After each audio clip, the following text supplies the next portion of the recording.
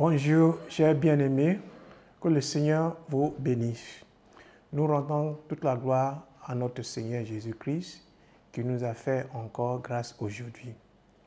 Aujourd'hui, c'est le 17e jour de notre 21 jours de jeûne et prière. Je rends grâce à Dieu pour tous ceux qui m'ont divancé déjà, en commençant avec le président national. Et je crois que tous les jours, notre responsable nous a motivés de prendre ce moment au sérieux et de prier pour que notre vie et notre Église, nos communautés soient une réflexion de la gloire de notre Seigneur Jésus-Christ.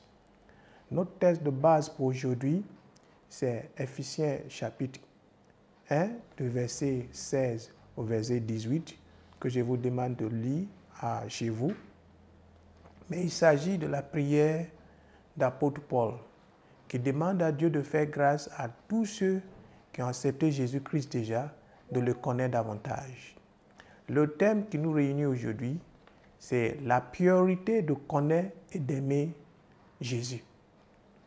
Connaître et aimer, je crois que les deux vont ensemble. Tu ne peux pas aimer quelqu'un que tu ne connais pas, et malheureusement aussi, tu ne peux pas aussi connaître quelqu'un sans aimer la personne.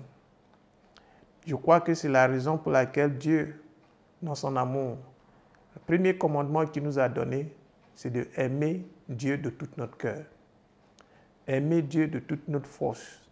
Aimer Dieu de tout. Aujourd'hui, il s'agit de comment nous, en tant que chrétiens, doivent savoir que le désir de Dieu, c'est pour que chacun de nous puisse le connaître. Le désir de Dieu, c'est pour que chacun de nous puisse se rapprocher de lui davantage. Je crois que c'est la raison pour laquelle c'est l'apôtre Paul qui a dit dans Philippiens chapitre 3, le verset 10, la seule chose que lui, il veut, c'est pour connaître le Christ. Une autre personne qui comprend ses pensées, je crois que c'est le roi David. Dans Psaume chapitre 27, le verset 4, David demande à l'Éternel une seule chose, de demeurer dans sa présence, d'admirer son temple. Et chacun de nous, aujourd'hui, nous sommes tellement distraits parce que le monde a tellement mis les choses en place pour nous distraire au maximum. Et quelqu'un qui est distrait ne peut pas connaître le Seigneur. Parce que le Seigneur se révèle dans l'intimité.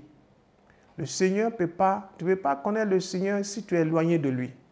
Tu ne peux pas dire que quelqu'un qui est éloigné de Dieu ne peut pas dire qu'il aime Dieu. Et malheureusement, aujourd'hui, les réseaux sociaux, toutes les technologies qui sont autour de nous, je crois qu'ils sont les éléments dans la main du diable pour nous distraire au maximum. Mais c'est à chacun de nous de prendre conscience que si tu es distrait, tu ne veux pas connaître Dieu. C'est la raison pour laquelle c'est le prophète Ésaïe qui dit, dans Ésaïe 50, le verset 3 au verset 4, que je crois que Dieu dit, chaque matin, le Seigneur réveille mes oreilles pour que je puisse écouter la parole de Dieu. Il y a certaines personnes dans nos jours, la première chose, dès qu'ils se réveillent, c'est pour attaquer, riz couché, ou bien c'est pour prendre le portable, pour commencer à regarder ce que les autres ont dit. Mais ta réussite dans la vie, pour que ta vie soit un sujet de joie pour plusieurs générations, tu vas s'approcher de Dieu davantage, tu vas chercher à le connaître davantage en écoutant sa voix, en lisant sa parole et en obéissant à son esprit. Notre réflexion ou bien notre sujet de prière aujourd'hui, c'est pour que chacun de nous puisse considérer la façon que nous sommes distraits. Fais attention, fais une évaluation. Toi-même, tu vas voir que tu es distrait. Combien de temps que tu passes devant Dieu? Combien de temps est-ce que tu aimes la présence de Dieu? Si ta réponse n'est pas oui, ça veut dire que tu es distrait. Priez maintenant pour que le Seigneur puisse te délivrer de tout ce qui qui te distrait de sa présence. Notre communauté Foursquare a besoin d'être une source de joie, une source d'impact positif dans notre société. Et aujourd'hui, si on regarde au sein de notre Église, je crois qu'on a encore beaucoup de choses à faire dans la vie de chacun et dans la vie de l'Église.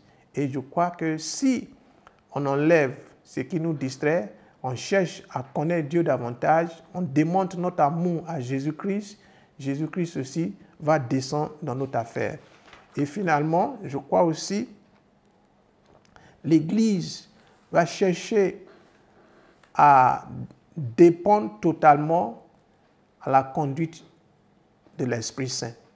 Si le Saint-Esprit prend le contrôle de nos activités, si le Saint-Esprit nous révèle les choses et si on arrive à l'obéir comme il faut, nous voyons que au fur et à mesure, on va démontrer notre connaissance, on va démontrer notre amour et les autres qui sont autour de nous verront que nous servons un Dieu qui est vivant, un Dieu qui est réel. Que le Seigneur bénisse chacun de nous, que ce moment soit vraiment un moment profitable pour nous et pour notre Église au nom de Jésus. Que le Seigneur vous fortifie, qu'il révèle ce qu'il a pour chacun de nous, pour que nos vies en 2023 soient un sujet de joie. Que le Seigneur vous bénisse. Amen.